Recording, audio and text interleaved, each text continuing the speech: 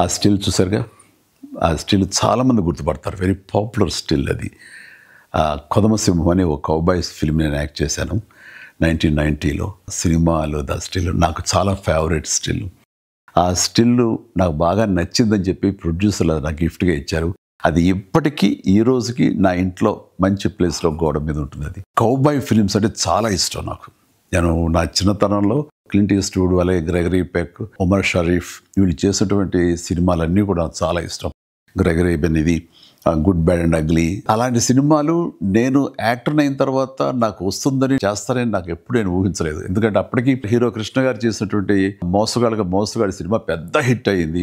అన్ని రికార్డ్స్ అది బ్రేక్ చేస్తుంది అప్పట్లో. అలాంటి సినిమా మళ్ళీ చేయటం ఒక సాహసం అవుతుంది. బట్ అనుకోకుండా నాకు రమా ఫిల్మ్స్ నాగేశ్వరరావు గారు మీ మీద ఒక వెరైటీ సినిమా ఉండాలనే ఆలోచనలో మాకు కౌబాయ్ సినిమా అయితే ఎలా ఉంటుందో అనుకున్నాము, మీరు కథ వింటారా అని చెప్పేసి మురళీమోహన్ రావు తోటి రావటం, కథ వినిపించడం, నాకు చాలా బాగా నచ్చడం, వెంటనే గ్రీన్ సిగ్నల్ ఇవ్వటం, వెంటనే అది కొదమసింహంగా అది మీ ముందు కూడా వచ్చేసింది. ఈ క్యారెక్టర్ చేయాలనుకున్నప్పుడు కౌబాయ్స్ జనరల్గా గడ్డం వదిలేస్తారు వాళ్ళు.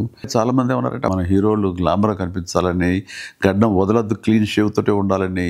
కొంతమంది అయితే పట్టుపట్టారుగా నాకు ఈ గడ్డంతో ఖచ్చితంగా చేయాలంటూ గడ్డం వదిలేసి ఆ స్టబుల్ తోటి చేసిన ఫస్ట్ సినిమా ఈ కొదమసింహం. నేను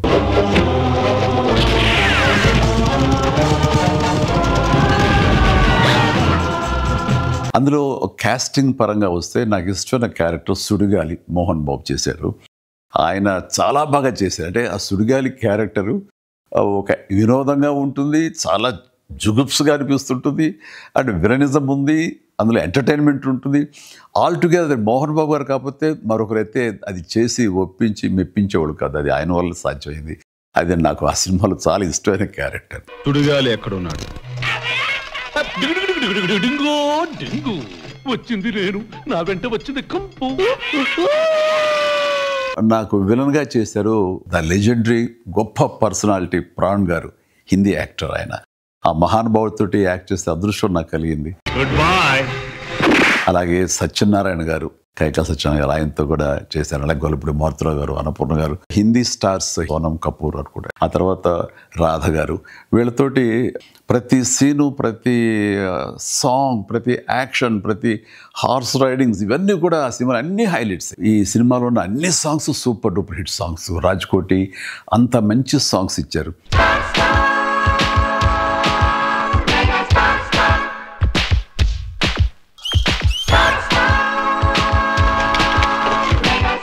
అందులో నాకు మరీ ఇష్టమైన అది జప్పం జప్పం కొంగ జప్పం అంటూ ప్రభుదేవ చాలా చక్కటి కోరియోగ్రఫీ అందించాడు.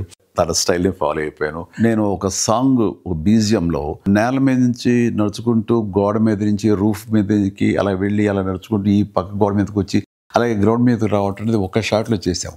చాలామంది ఆశ్చర్యపోయారు అది ఎట్లా చేయగలిగారు ఏంటనేది. ఓ చాలా పెద్ద వీల్ మీద మొత్తం సెట్ వేసి సెట్ తిరుగుతూ ఉంటుంది అనమాట కంప్లీట్గా.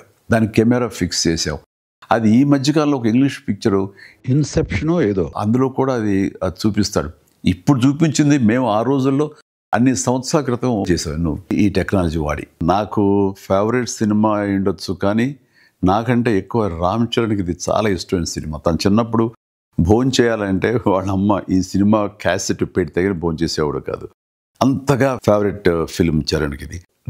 రిలీజ్ల సమయం ఇది. చాలా సినిమాలు రిలీజ్ చేస్తున్నారు. ఈ జనరేషన్ కూడా మనం తీసినటువంటి కౌబాయ్ సినిమా ఎలా ఉంది, మన డాన్సెస్, మన ఫైట్స్, మన యాక్షన్ సీక్వెన్స్, మన క్యారెక్టరైజేషన్స్ ఇవన్నీ అప్పట్లో ఎలా తీసామని ఈ జనరేషన్కి తెలియజెప్పే ప్రయత్నం చేస్తున్నందుకు అది సక్సెస్ అవ్వాలని రమా ఫిల్మ్స్ నాగేశ్వరరావు గారికి నా హృదయపూర్వక అభినందనలు తెలియజేస్తూ నా ధన్యవాదాలు చెప్పుకుంటున్నాను. అండ్ ఆడియన్స్ డెఫినెట్గా ఈ సినిమాని ఎంజాయ్ చేస్తారు. Please do watch కొదమసింహం on 21st November.